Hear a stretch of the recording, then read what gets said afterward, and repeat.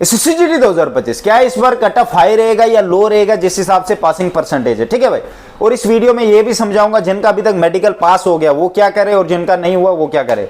देखो भाई इस बार कट ऑफ मुझे नहीं लगता है ज्यादा बढ़ने वाला, ऑलरेडी 8 गुना बच्चोों के हिसाब से कितना बड़ा है आप खुद सोच सकते हो। अब मेडिकल में रेशो होता है 70% के हिसाब से, तो बहुत कम बच्चे बचेंगे, कम से कम 65,000 के आसपास मुझे लगता है फाइनल के लिए जाएंगे, 65,000 के आसपास, 65,000 और 68,000 के बीच में मेडिकल तक, मतलब मेडिकल क्लियर कर पाएंगे और फाइनल के लिए जाएंगे।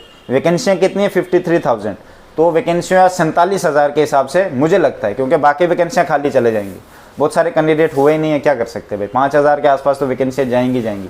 एक सर्विसमैन की भी 10% होती है, बहुत सारे एक सर्विसमैन कम है, पूरी 10%, 50, 53,000, 55 जितनी भी वैकेंसियाँ उसमें 10% करो, है ही नहीं उसमें, एक सर्विसमैन बहुत कम है।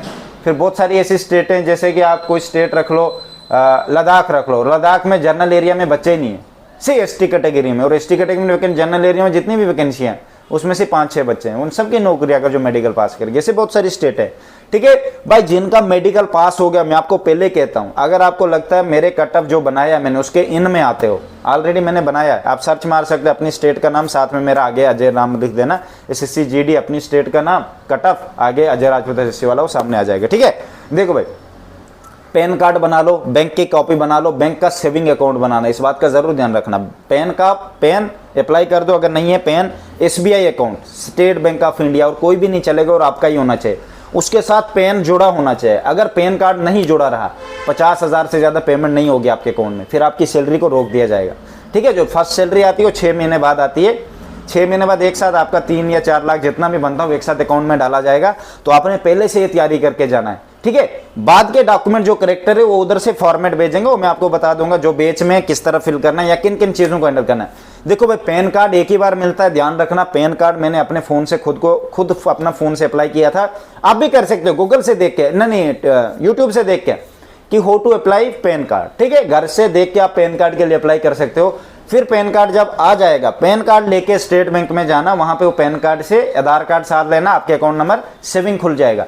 सेविंग खोलोगे वहां पे आपको जबरदस्ती भी करेंगे कि स्कीमें जोड़ो, ये वाली पता नहीं आपको वो मिलेगा, बोलना मैंने कुछ नहीं जोड़ना है, मैं स्टूडेंट हूं, बस मेरा अकाउंट खोल दो, बात खत्म करो, ठीक है मेरे भाई। ये आपने करना है, ये उनको कह रहा हूं जिनका मेडिकल पास हो गया भाई, अभी से कर लो तैयारी, ये बाद में नहीं होगा। पैन कार्ड को मुझे लगता है 1-1.5 महीना लगता है आने में, तो कम से कम जाने से पहले तो आ जाएगा। अपनी घर के आसपास तो अकाउंट नंबर खोल लोगे, ठीक है भाई, ये कर लो भाई आप, ये इंपॉर्टेंट है, ठीक है। पैन कार्ड और बैंक की कॉपी आप तैयार कर लो भाई, ठीक है। बाद में ये चीजें नहीं होंगी, एकदम रिजल्ट आएगा, फिर ट्रेनिंग के चक्रों में करेक्टर बनवाने हैं, ये करना है, वो करना है, ये यहाँ से डॉक्यूमेंट लाना, अपने गाँव जाना जहाँ रहते हो वहाँ का पुलिस स्टेशन में जाना है, फिर DC ऑफिस जाना है, फिर तहसीलदार के पास, सब चीजें।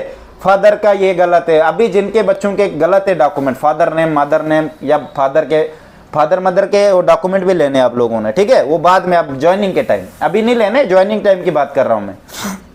और अपने सब ओरिजिनल फिर से लेने, तो भाई आपको अभी से वो तैयारी करनी, जो बच्चे फिट हो गए हैं, ठीक है। तो मैंने आपको पहले कहा मेरा बैच भी ओपन है, गाइडेंस वाला बैच ओपन है। अभी मैंने फीस बहुत कम कर दी है, 200 ही रखी हुई है, ठीक है भाई। आना चाहते हो आ सकते हो, अभी भी पूरा गाइड करेंगे। अभी कुछ मेडिकल पास करने का मतलब ये नहीं हो गया गेम हो गई, अभी आपने अकाउंट बनाने हैं, ये फिर फादर नेम, ये करना है, वो करना है, उसके बाद फाइनल जाना है। जब जाओगे तब तक मेरे साथ ही रहोगे, बैच वाले कह रहा हूँ मैं, बाकियों को मैं वीडियो डालता रहूंगा, अगर वीडियो से समझ आ जाएगी अच्छी बात है, ठीक है।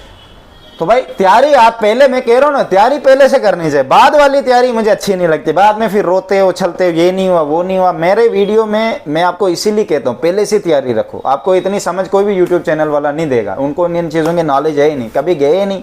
मेरे को एक्सपीरियंस कहाँ से आता है, मुझे आप ही लोगों से आता है।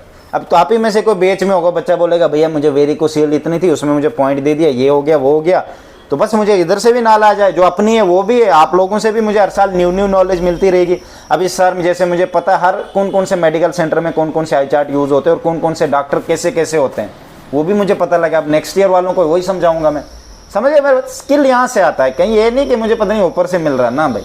फिर कुछ चीज़ें नोटिफिकेशन SSC के पूरा वो चेक करता हूँ कि क्या क्या रूल रखे हैं, क्या नहीं, उस हिसाब से आपको समझाता हूँ।